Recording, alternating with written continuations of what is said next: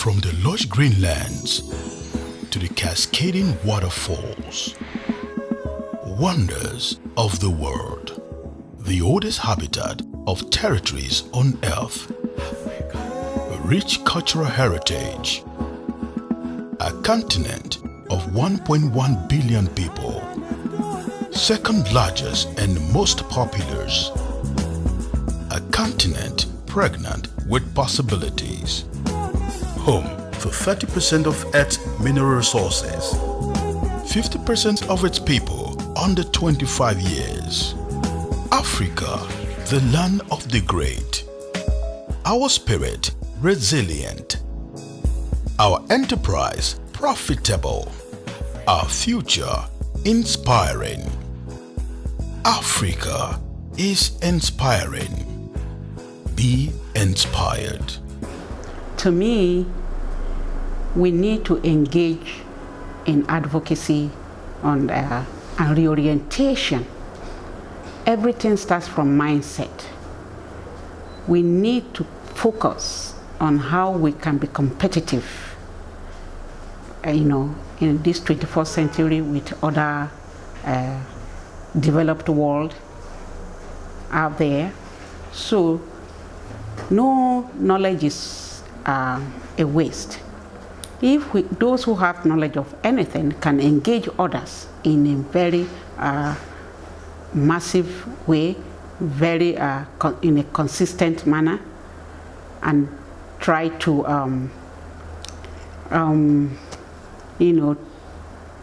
pass on that knowledge to others, it will be very very wonderful. Take, for example, we are still so behind in technology. We have so much people out there, so much knowledge in the diaspora. If we can cash on that and move them and have something that, have an initiative where each an expert can come in science, in technology, and water resources, in marine biology, in agriculture, and pass that knowledge, to others. But the government has to pave way for all of this to flow simultaneously. It cannot just happen like that. We have to have a system in place that attracts the diaspora to come. I am focusing on diaspora because I as one of the diaspora, I know that we are very ready. I was very ready. I was so eager. I was so determined to see my country change for the better. But you get here with a sound idea of a thing. But when you get here, you see that there is no way at all. There is no enabling environment.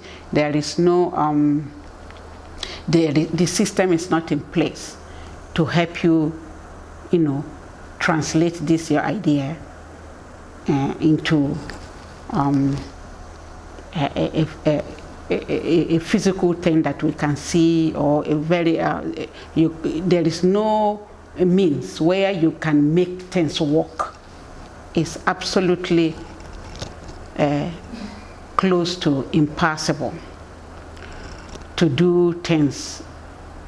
I remember I was discussing with a friend. I said, I call myself a soccer mom who can sit at the dentist's office, and you'll be making an appointment for a car, you'll be negotiating a car insurance, you'll be making appointments for an interview, for a job interview, you will be going to the grocery, you will be, and this is after you come back from work, and all of these things are done in one day. But the system in Nigeria, especially in Nigeria, is makes it so impossible to achieve one single thing in one day. So if we can look at how we can make things easy for people, in this day and age, we can't do without power. if powerless, for example, we have available power to work with, there are so many people from the diaspora who want to take it upon themselves and start changing lives and start teaching people and start translating the knowledge of which they have, transferring it to others without bothering themselves to contact the government. But this power of 18 has found its way in every step of the way to hinder any laudable project, any meaningful project, anything at all that we want to do. So first of all, we need to work on things to make the society, to give us that enabling society, so that the Africans who have traveled out, who have stayed in the developed world, who have learned a thing or two, can easily come back home to use it and develop Africa. If we take Israel, for example, Israel is one of the top world out there today, but it was developed by its diaspora people. If we have that connection, if we have that collaboration, if we have that easy understanding with the government, if there is a means or a way that is set by the government that can ease that transition for the diaspora, people, I think it is one of the huge way we can develop Africa. The other thing I am also looking at is that we should have a functioning government. Most of the time, the democracy we are talking about, Africa still needs a lot of work to do about this democratic process and system. It makes things so unstable. If you have lived in a developed, peaceful world, it's very scary to come to a place where you go to bed every night worrying about what can happen between the night and the daybreak. It is very difficult, it is very unsettling for you to come to a place where if anything happens, you cannot, you don't have that readily available number or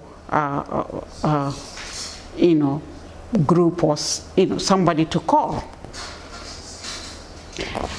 For us to fix Africa, it will still come within Africa, and the focus will be on the democratic system process, the process of democratic system, and it will also be on the getting power available.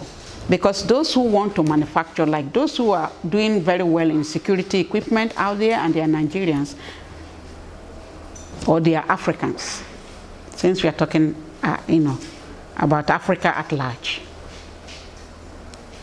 When they come home to start anything manufacturing, you cannot. Power is very,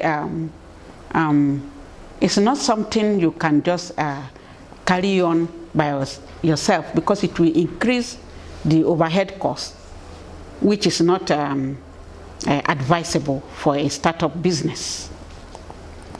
So again, we will have to put some process in place.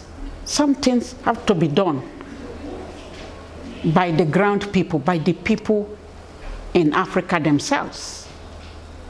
And we have to learn to be competitive. We have to learn to negotiate. Everything is business. We are making it too easy for other people to come to Africa and take whatever they want and leave us with the carcasses. We need to learn to bargain very hard for our people, on behalf of our people.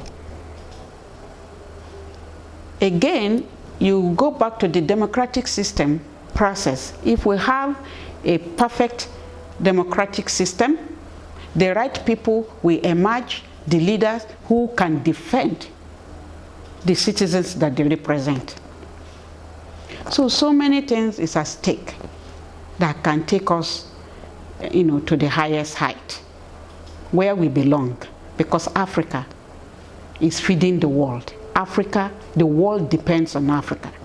We just need to realize who we are, what we have, and appreciate ourselves, and become very competitive, and then take our own destiny in our own hands.